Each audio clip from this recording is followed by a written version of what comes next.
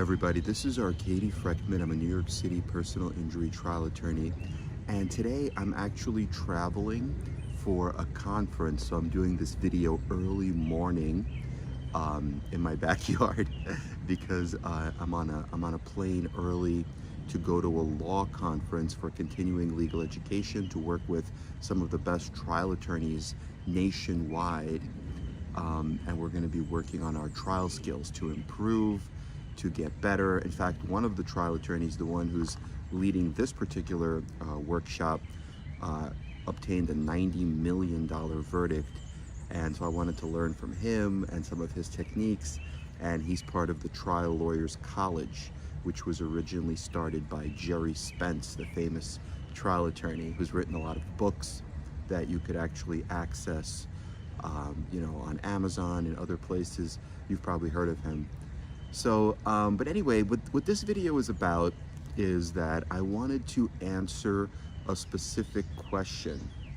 And I wanted to, I answered the question in writing, in a comment, as well as in an email to the viewer, but I wanted to also do a video because I thought the question was really interesting. So I want to keep the question kind of general, so I don't, divulge any confidentiality, but I think there are a lot of the things in the question were very useful, not just to the person asking the question, but to everybody, right? To the public at large.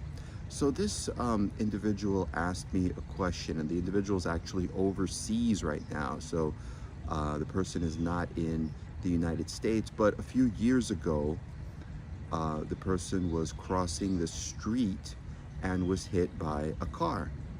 And the individual had already crossed more than one lane of the street, almost 2 lanes of the street, at the point that the car struck the person. So it's a pedestrian knockdown.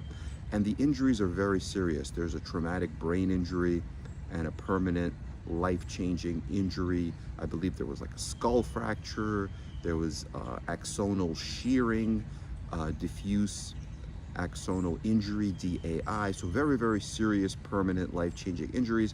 And the individual was young when they were hit, right? So very, very young. And the question they had was, they said, look, but the problem was that when this happened, right, when I got hit in this crosswalk, I was actually celebrating something with a family member, and I had drank some alcohol, so I was drunk. In fact, my blood alcohol content, BAC, was pretty high. It was, I think, over the legal limit. It was actually, maybe even closer to 0.20 or above 0.20, which is above the legal limit, right? Like usually 0.05 or 0.10 is enough to get somebody charged with drunk driving or with, driving while ability impaired. But this was much higher. This was actually 0.20, so very, very high. And so so anyway, so my response was this, and the question was, well, how do I limit the contributory negligence? How do I limit my percentage of fault? So my response was this: number one, you have to look at what the evidence is, because from the comment or from the email I couldn't tell what the evidence was. So the question is, look, you're crossing the street, right? You're crossing a street. The driver obviously has a duty to see pedestrians and to avoid pedestrians.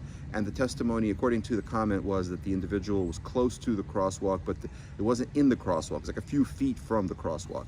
Well, I don't think that really, of course, it's better to be in the crosswalk, right? Because the crosswalk is a protected zone. They can't hit you in the crosswalk. So the fact that you're not in the crosswalk, that might hurt you a little bit, but it doesn't kill the case. So the real issue is, you have to look at it from the driver's perspective, meaning the defendant's perspective. Was there anything discernible or observable that the driver or any witness can testify to, saying that the pedestrian was drunk, right? The pedestrian inside could have a lot of different states. They could be happy, they could be sad, right? They could be drunk, they could be sober. But the outside world doesn't know the internal state of the pedestrian unless the pedestrian exhibits external behavior, right? Unless the pedestrian does something. Like, for example, when you're drunk, you could slur your speech, you could stumble, you could not be able to keep your balance, you could be really drunk and go crazy and start running erratically, you could run into the path of a moving car. Well, that would all be objective, discernible behavior, right? And that would hurt your case. But if the pedestrian is just walking normally, maybe walking a little slower, but just happens to be drunk, well, how would the driver even know that they were drunk? And if the driver doesn't know that, then the point is that the driver has to treat all pedestrians equally. And they're just like, some pedestrians might walk faster because they're 18, others might walk slower because they're 85. But some might walk with a walker, or be in a wheelchair or whatever. Or somebody might drop something on the, in the street and have to pick it up, so they slow it down. But the point is, the driver has to stop for pedestrians. So unless the pedestrian did something that was just crazy, or that, the driver could not avoid, then it doesn't really matter, right? If they were drunk or they weren't drunk, especially if the driver didn't even know that. So that's number one. Number two is, what I would do is get an accident reconstruction expert, do an animation, maybe definitely get photos of the scene and maps to show the entire scene. That's very important, because I would focus on the defendant's conduct and what the defendant did wrong, right? The defendant is driving a car. They should have seen the pedestrian. They should have stopped, especially if the pedestrian already crossed almost 2 lanes in front of them. How does somebody cross 2 lanes directly in front of a driver in your field of view, and the driver just keeps going and strikes them? That's crazy, right? So I would argue that. And number 3, I would also try to do a focus group. This is in another state. I don't know who the attorney is, but what I would do is get a focus group. They're fairly cheap, they're inexpensive, they're easy to do. You could do them on Zoom, you could do them in person by inviting people, and I would just tell the facts objectively. You could have somebody in your office, in the attorney's office, play the plaintiff's side. You could have somebody else play the defendant. And what I mean by that is just, telling the facts. Like, I represent the plaintiff, here's what happened from my perspective. I represent the defendant, here's what happened from my perspective. Very neutral, and maybe give like 10 minutes, 15-minute facts from each side, and then ask questions, and then see what the focus group says. And you can get, like, if you're doing it in person, you're probably going to be limited to, I don't know, 20, 30 people, maybe 50 people from your venue where the case would be tried. If you're doing it online, there are companies that could do it for a few $1,000s, and you would probably get even thousands of people, so you could get more of an opinion. And you could focus group everything, right? You could focus group the liability, you could focus group the damages, you could focus group what the case is worth. And these are people in your demographic that could potentially be your jurors, right? So it's very, very helpful. And then the final thing that I think on this topic is, what I would do is, if I was the plaintiff's attorney and I had a case like this, I would, say that, look, this is a case of shared responsibility. I definitely would not hide the fact that my client was drunk, because if I, don't admit that, and I try to put all the blame on this driver, then the jury will come back and hurt me, because it's just not credible. It's not believable. And also, as a plaintiff's attorney, I don't want to hide the bad facts and then have the defendant say the bad facts for the first time, because that's really going to hurt me. They're going to say, look, this guy's hiding everything from you. He's not telling you the real truth. Let me tell you what really happened. And then you look like you're trying to hide the ball. That's terrible. So I always like to be upfront. And what I call it fronting. Front all your bad facts. Be vulnerable in jury selection. When you pick a jury, tell them all your bad facts. What's the worst they can do? They're not even on your jury, right? If they say, look, oh, thank you for telling me this really bad fact that your client was drunk and had a 0.20 blood alcohol content. Well, now I cannot be fair, because if your client was drinking that much and was out on the streets walking, then they should have known that they could get hit by a car. I cannot be fair. There's no way under any, I can't conceive of any world, any circumstance where I could allow for money damages for someone like that. Well, great, now you're off the jury, right? So this is what you have to do. And look, even if you have people that say, well, I could conceive in some circumstances that I could allow for money for someone like that. Now they're on the jury, but you've already fronted it. So when the defendant says it, oh, they were drunk, well, the defendant, at that point, the jury doesn't care because they already know that. It's like, okay, why are you telling me what I already know? You know, get to the good stuff, get to something juicy, get to something new. It's like, you know, a movie that I already watched. Why are you regurgitating the same plot, right? So that's very, very important. So front all your bad facts, and also, you know, tell the jury up front, this is a case of shared responsibility.